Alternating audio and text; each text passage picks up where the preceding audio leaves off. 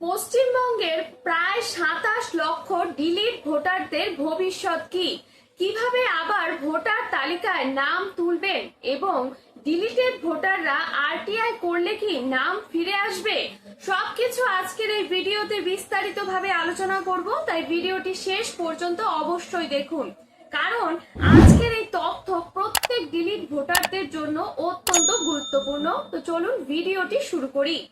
প্রথমেই একটি বিষয় পরিষ্কার করে দেই যে আরটিআই বা রাইট টু ইনফরমেশন অ্যাক্ট দিয়ে ভোটার তালিকায় নাম তোলা যায় না। অনেকেই ভাবছেন যে নির্বাচন কমিশনের আরটিআই করলেই হয়তো নাম আবার ভোটার তালিকায় ফিরে আসবে, কিন্তু বাস্তবে আরটিআই এর উদ্দেশ্য হলো সরকারি তথ্য সংগ্রহ করা, ভোটার তালিকায় নাম যোগ করা বা সংশোধন করা নয়। এখন প্রশ্ন হলো, যাদের নাম ভোটার তালিকা থেকে বাদ দিয়েছে তারা এখন কি করবে? যদি আপনার নাম ভুলবশত বাদ পড়ে থাকে এবং আপনি একজন যোগ্য ভারতীয় নাগরিক হন, তাহলে নির্বাচন কমিশনের নির্ধারিত প্রক্রিয়া অনুসরণ করতে হবে। এর মধ্যে সবচেয়ে গুরুত্বপূর্ণ বিষয় হলো ফর্ম 6 জমা দেওয়া। এ বিষয়ে আমি আগেও একটি ভিডিও দিয়েছিলাম যে ফর্ম 6 জমা করতে হবে। এই ফর্মের মাধ্যমে নতুন করে ভোটার তালিকায় নাম অন্তর্ভুক্ত করার আবেদন করা হয়। আবেদন অনলাইন অথবা আপনার এলাকার ইলেকট্রাল রেজিস্ট্রেশন অফিসার বা ইআরও অফিসে গিয়েও করা সম্ভব। এছাড়াও যদি অনেক ক্ষেত্রে কোনো বিশেষ আপত্তি বা বিরোধের বিষয় থাকে, তাহলে সংশ্লিষ্ট আইনি প্রক্রিয়ার অনুযায়ী পুনর্বিবেচনার আবেদন বা আপিল করার সুযোগ থাকতে পারে। সেই ক্ষেত্রে সংশ্লিষ্ট কর্তৃপক্ষের নির্দেশ অনুযায়ী প্রয়োজনীয় পদক্ষেপ নিতে হবে।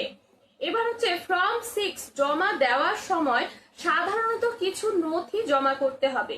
সেগুলো কি? যেমন আপনার আধার কার্ড, ঠিকানার প্রমাণ, পুরনো এপিক বা ভোটার আইডি থাকলে তার কপি, পাসপোর্ট থাকলে সেটিও এবং একটি পাসপোর্ট সাইজ ছবি। তবে কোনো কোনো ক্ষেত্রে কি নথি লাগবে তা স্থানীয় নির্বাচনী কর্মকর্তার নির্দেশ অনুযায়ী নির্ধারিত হবে। এবার আসি যে আরটিআই এর আসল ভূমিকা কি। জানুন যে আপনার নাম কোনো নোটিশ ছাড়াই ভোটার তালিকা থেকে যদি বাদ পড়ে থাকে, আপনি জানতে চাইছেন যে কেন এমনটা হলো।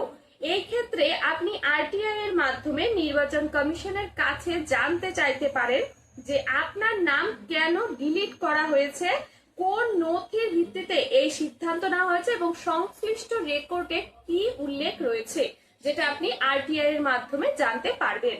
অর্থাৎ আরটিআই আপনাকে তথ্য দিবে, মানে আরটিআই থেকে আপনি জানবেন যে কিন্তু ভোটার তালিকায় নাম যোগ করে না, মানে আরটিআই থেকে আপনি তথ্য জানতে পারবেন কিন্তু ভোটার তালিকায় আপনার নাম কিন্তু যুক্ত করা হবে না। এই তথ্য পরবর্তীতে আপনি প্রয়োজনে আইনি সংক্রান্ত প্রক্রিয়া বা সংশ্লিষ্ট কর্তৃপক্ষের সামনে প্রমাণ হিসেবে ব্যবহার করতে পারবেন। তাই আরটিআই একটি সহায়ক আইনি মাধ্যম, কিন্তু এটি ভোটার তালিকায় নাম ফেরানোর বিকল্প নয়। সবশেষে একটি গুরুত্বপূর্ণ কথা বলি যে আপনার নাম যদি ভোটার তালিকা থেকে বাদ পড়ে থাকে, কোনো গুজব বা বিভ্রান্তিকর তথ্যের ওপর নির্ভর না করে নির্বাচন কমিশনের নির্ধারিত নিয়ম মেনে দ্রুত প্রয়োজনীয় আবেদন জমা করুন, কারণ নির্ধারিত সময়ের মধ্যে আবেদন করলে আপনার বিষয়টি বিবেচনা করার সুযোগ থাকে।